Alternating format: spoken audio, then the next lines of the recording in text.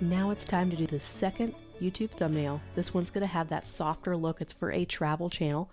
And this one's going to be very basic. They're just starting the channel. It's brand new. It's just going to be travel hacks. Very simple words. They're going to have a much longer YouTube video name, but we're just going to call it travel hacks on the thumbnail. So let's get started. It's going to feature a young lady who's traveling around. She's going to have all these travel hack tips for you. So very, very simple premise. So what we need to do is head on Pexels and see if we can't find our main hero image. This will be the person that will be the star of the show. So let's go ahead and go into Pexels and type in travel and see kind of what comes up, what kind of figures come up. If this was a real client situation, they'll probably supply you with images where you'd have to isolate them from the background and use them on the thumbnail. In this case, this is fictitious, so we need to find our headshot. I'm trying to find a nice clean image I can easily cut out and looks like someone who is traveling and having a good time. I'd like to see faces. When it comes to YouTube thumbnails and people being personas in their channels, it's really nice to have faces. That's the emotional connection, is being able to show a face. So like this image probably wouldn't work really well because she's facing away and looking at the city. She's kind of disconnected from us as the audience, and you don't want that disconnect. So I found this lovely lady right here that I'm going to go ahead and quickly isolate and bring into the YouTube thumbnail template. So let's do a select and mask. Just going to go select and mask. She does have hair, so we'll see what a quick select subject does. That did a pretty good job. And let's go ahead and do a refine hair, just in case there's some hair that needs. I didn't like how that looked. Let's go ahead and zoom in and see what happened here. So it took a nice chunk of her hair there. So let's go ahead. I'm just going to do a Command Z, which is going to go back one step. There we go. Let's not do refine hair. We will refine it ourselves. We can always soften, maybe do a slight feather if we feel like she's going to be cut out too sharply, and like a slight smooth. Notice how little I did that. Let's go ahead and mask her. So let's use a layering mask and mask her out. So now we just have her. She's gigantic, so let's make this a little bit smaller. And let's first, as always, make sure she is a smart object before we start to scale her down. Now we can scale her down and bring her in. So the right placement. That's going to depend on the typography.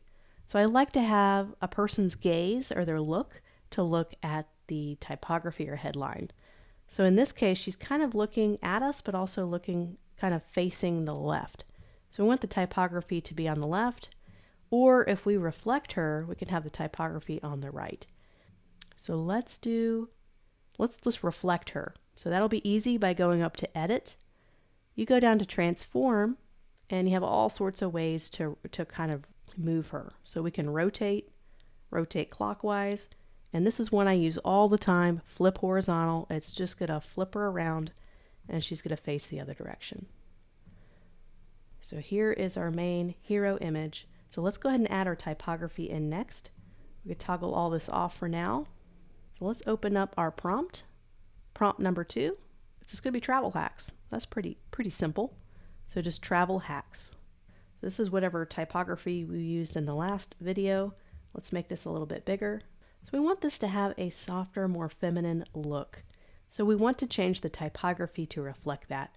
Let's do a nice, round, soft script typeface for travel. And then hacks can be also soft, but maybe do some font pairing here where they're different typeface categories altogether. So let's make this kind of a straight, simple sans serif, and this a nice, flowy script. So let's, instead of Komu, so I can go to Filter and let's go down to Script. So now I don't have to worry about all this other typefaces going on here. So this one's really nice. It's got some nice unique character. I don't know how readable the T is. The T and L, is it a J? Readability is very important. Remember, YouTube thumbnails, I'm going down here and I'm going to type in 25%. Sometimes they can be as small as, let's say maybe it's 35% right here.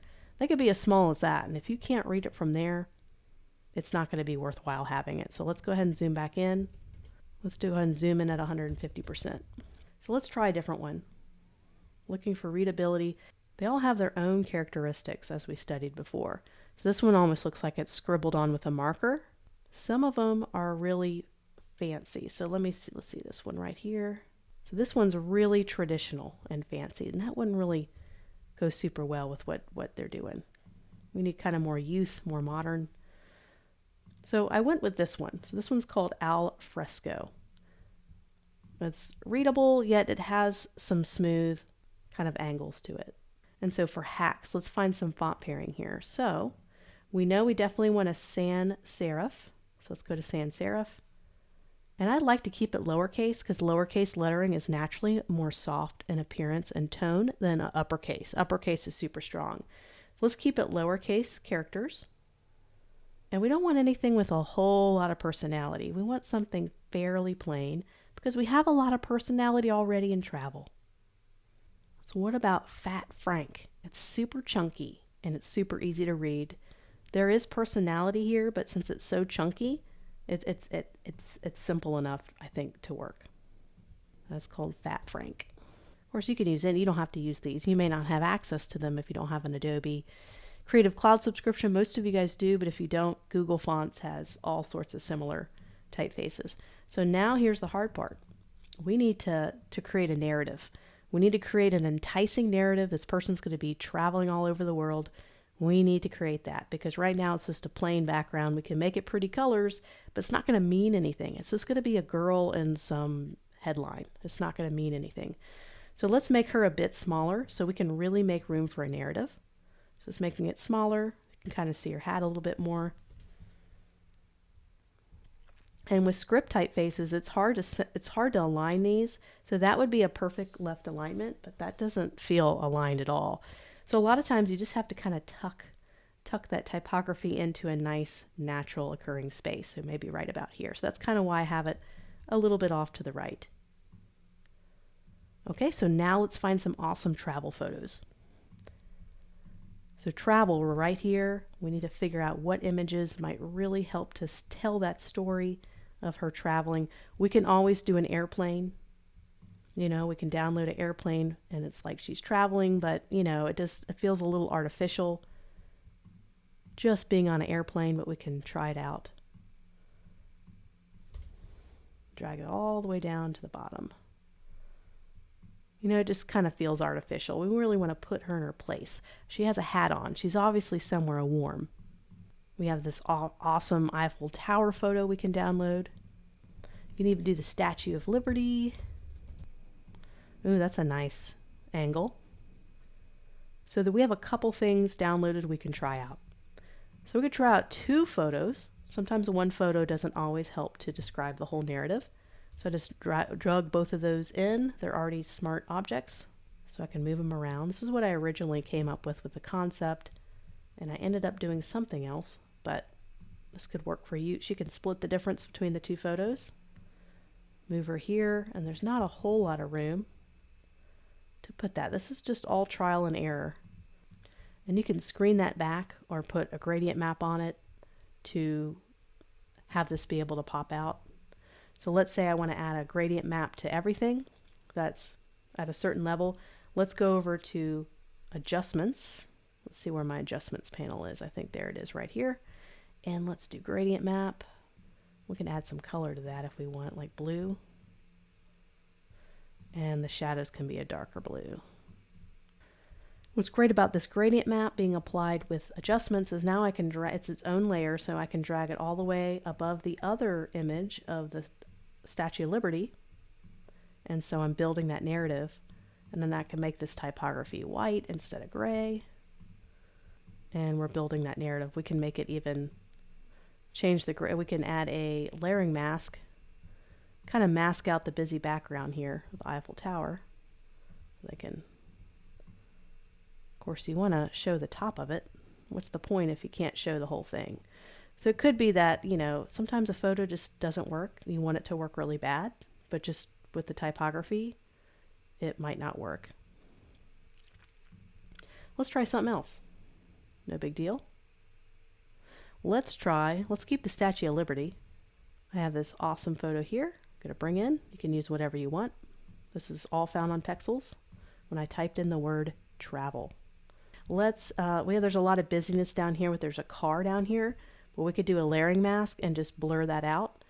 And I'm not sure if I showed this to you yet, but I'm going to show you again.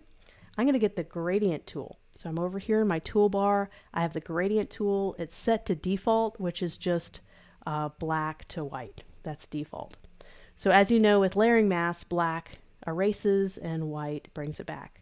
So you could do the same thing, and I'm right here. I'm on my layering mask on this layer. I'm going to do the same thing with a gradient. I can apply a gradient, or everything that's black is going to disappear and everything that's white is going to stay there. So it's like a quick way to instantly blur something. So instead of getting the brush and brushing the bottom, you could just get a gradient tool and just fade away the bottom. So let me do the opposite. There we go. Fade it away. Nice gradual fade, just like that. So that really helps the typography to stand out. So we can do a few things. We can really warm this up. So right now it's blue. But what if I were to warm this up? It's a nice sunny day. She has a hat on. Let's bring out some warm colors. We can even sample some colors she has in her hat.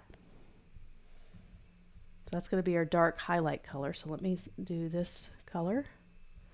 And let's do a dark color for shadows. Just kind of warms it up a tiny bit. Let's bring a little bit more contrast so it pops out. So that angle's a bit weird. I wonder if I can reflect that. Here we go. It could be that when an image doesn't work, it's okay, you tried. Let's bring more emphasis on her, and we can make that bigger. And right now, everything blends together because they're similar colors, but we can have that pop of contrast that we need. We need to add that to this because it is YouTube, and you have to be high contrast. So let me create a box. Let me angle it. Just something to bring her out and make her pop out of that background. And let's make that a high contrast. Let's say purple. Purple's still soft and feminine. Like a deep purple. The other way. Let's bring that building out more. Let's go to our gradient map. Let's put a tiny bit more contrast by, I know I say the word contrast a lot, but I'm telling you, contrast is king when it comes to design. It's going to take you a while to find the right color. I think we can afford to make travel a little bit bigger. And something else we can try is I downloaded this map. There it is. I thought maybe this would be a neat little small texture that we can add. That's pretty neat right there, just on its own. And it already applied the gradient map to it because the gradient map just automatically is on top, so it applies that gradient map. That looks really cool as is. We can bring more focus on that compass and have it tuck perfectly between the T and the L. How cool is that? That's pretty neat. This is an accident. You know, I talk about in the How to Be Creative video how some things happen by accident. You know, I didn't plan that. That picture just, all of a sudden, if you get really stuck with a picture, sometimes just trying another picture will give you a whole new idea. Sometimes a photo, you're trying to force it and it just doesn't work. But anyway, what I originally intended to do is add a little texture to this purple. So I could bring that all the way down next to this purple rectangle. I can do a clipping mask, hold down Option, clip it, and apply a blending mode, just so something pops out on that purple luminosity. And that's a lot. There's a lot going on there. So let's reduce the opacity of that layer. I just want like a subtle pop of texture. And we can mess around with this thumbnail forever. There's so many different varieties that we can come up with. And we just wanted to come up with something maybe a little bit softer, a little more feminine for a travel channel. We have one more thumbnail to do, and that's going to be for a graphic designer who wants to start his own YouTube channel, teaching others how to do design. Sound familiar? Well, we're going to do that for this guy right here, Phil. We're going to do that in the next lesson.